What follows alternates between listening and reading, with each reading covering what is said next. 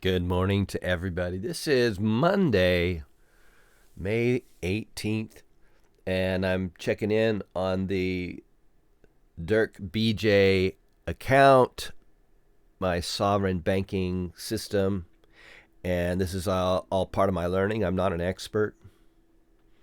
I'm sharing my experience of creating my own crypto coin, and I'm managing two different wallets, I think, at this time. I actually have three. I don't know where the third one is. It's okay. I don't have anything in it. So I wanted to kind of share what has happened. It's been an interesting night. You can see that trading has continued. These are 1 minute candles. These are called candles. What it shows, if you see the long wick on the candle, that's what the offers were. That's what people offered. In other words, they offered to buy up here, and where it actually sold is where the solid part of the candle is. I think that's the way I understand it anyway. And in these accounts, the way you can control the way this looks is usually here in this section. You can stretch it, stretch it to make the candles taller or smaller. If you can't fit in the candle, like in this case over here, you can shorten it so that you can see the top. And you can see that it's kind of a feeding frenzy that happens.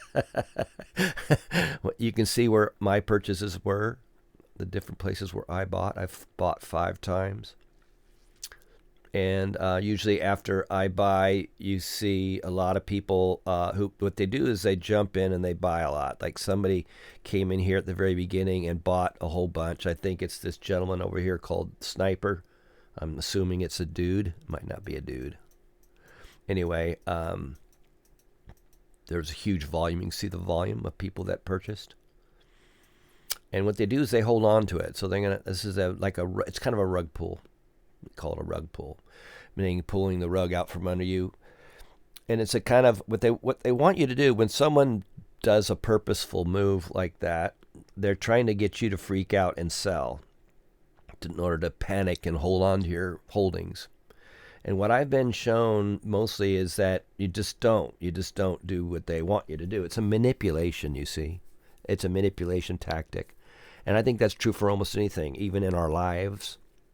When somebody tries to control you, your best reaction and response is to not react or respond, just to basically do nothing and then learn from it, right? You want to learn who it is. Who are your friends? Who's your friends? Are they frenemies? Are they real friends? Because we find out that many times you have friends and people around you that are they're not really friends.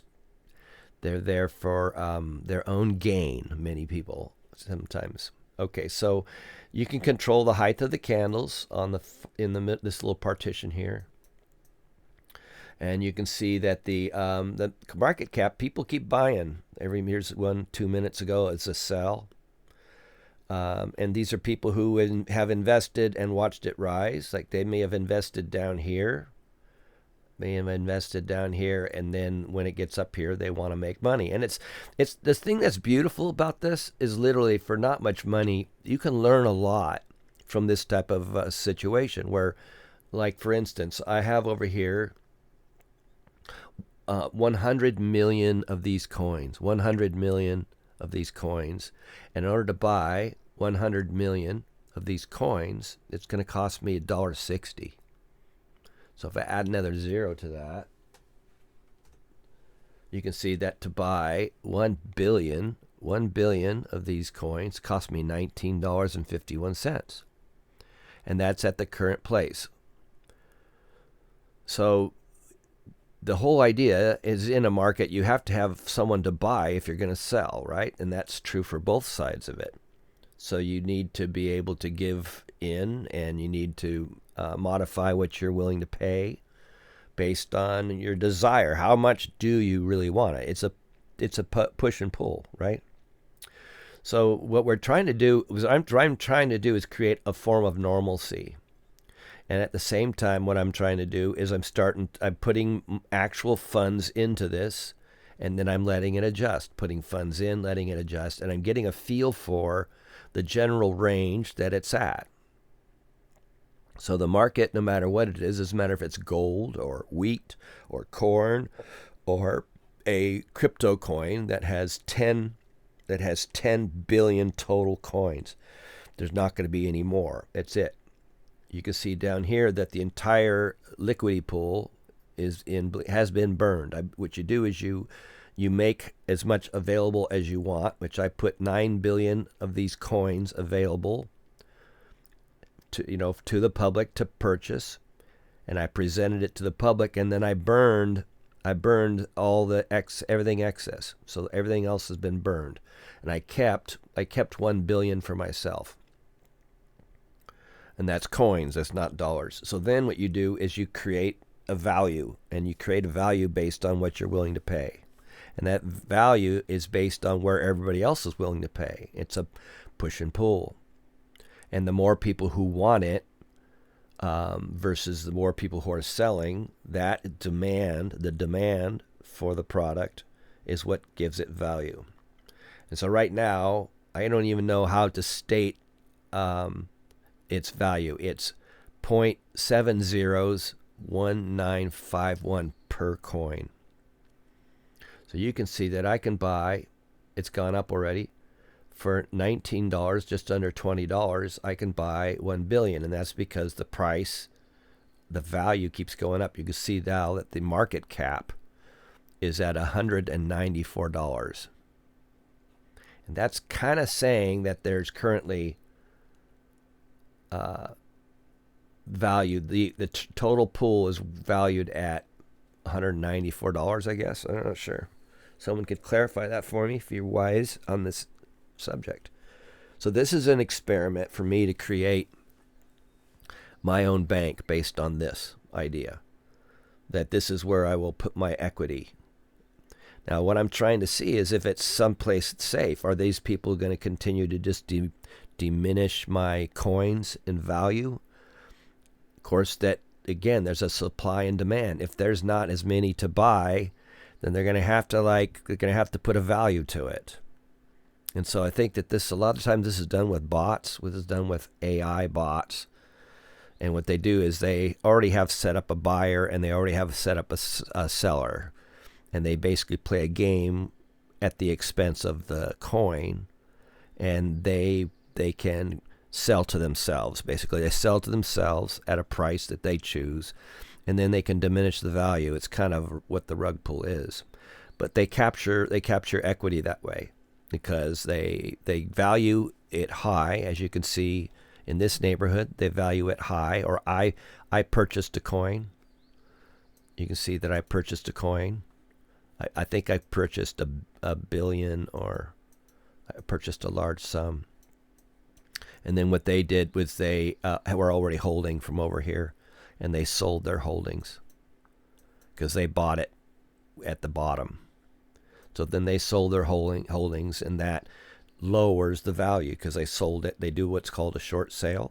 In other words, they say, I'll sell it. I'll sell this much, and I'll pay you later. And they pay you later when they actually sell, when the price actually drops down here. That's what they get as a price to pay for what they're selling. Does that make sense? I don't know. Anyway, so this is where we're at right now. You can see where this value has changed. If you followed yesterday's video, you can see where things change. And this is to kind of give you an experience in real life. This was created on Sunday or Saturday. It was created on Saturday. And as far as the liquidity pool. And so this is where it's been. And the amount of liquidity right now, when I woke up, it was 150 something. So now it's gone up a little bit. And you can see that it's climbing down here. You can see that it's climbing. And you can see down below here the people who are purchasing. And this is their wallet. So that's where we're at today. I'm going to watch it for a couple days. I don't think I'm going to buy anything. I've got some money up here. I have some Solana. So you basically take your energy and turn into Solana, which is at, over here we can see Solana is at 84. It's on its way down. $84 per coin. So you purchase those and then you can trade those for these. So this is on the Solana ecosystem. And so this is an experiment for me to see. And what I have different plans on how I think I'm going to pursue this experiment to see how it goes, and sharing the information with you, because what happens is once you have something that creates equity, then you can put your holdings in there in a secure place, and you can hold on to your energy in a savings account, and then you can use that for transactions, because on these accounts like Phantom, I can get a credit card or a debit card, and I can make actual transactions on Phantom. I would take and sell this. I would sell these, and I would then take and put them into cash, USDC. So you can see that if I hit sell over here, then they want to know where are you selling? What are you selling to? You have to put some amount, I think. If you were going to sell 1 billion.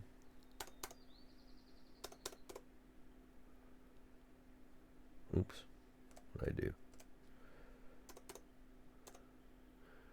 So if I was going to sell 1 billion, it wants to know where you're going to put it, I think. Let's see, where is that?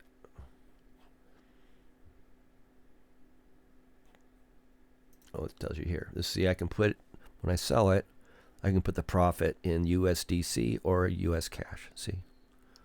Or I can put it back in Solana. Those are the choices.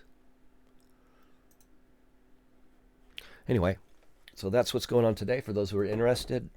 If you are interested in some sort of help, I basically charge about $2 a minute for a virtual conversation where I can give you advice, or I can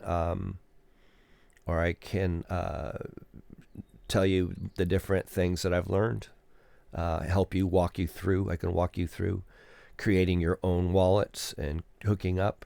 And it doesn't have to be like, hours of constant talking. It basically is counted by the minute, and we'll do a transaction near the end once you have your wallet to compensate me for the time. For that, I'll need like your billable address and your name and your identity to be proven. And then after we do a conversation, you'll have an invoice for what we've done. That's why I'm thinking about it now. It may change. I have other means that I'm planning on doing this, helping people learn how to create their own banking system. All right. Blessings to you all. Hope you have a wonderful Monday.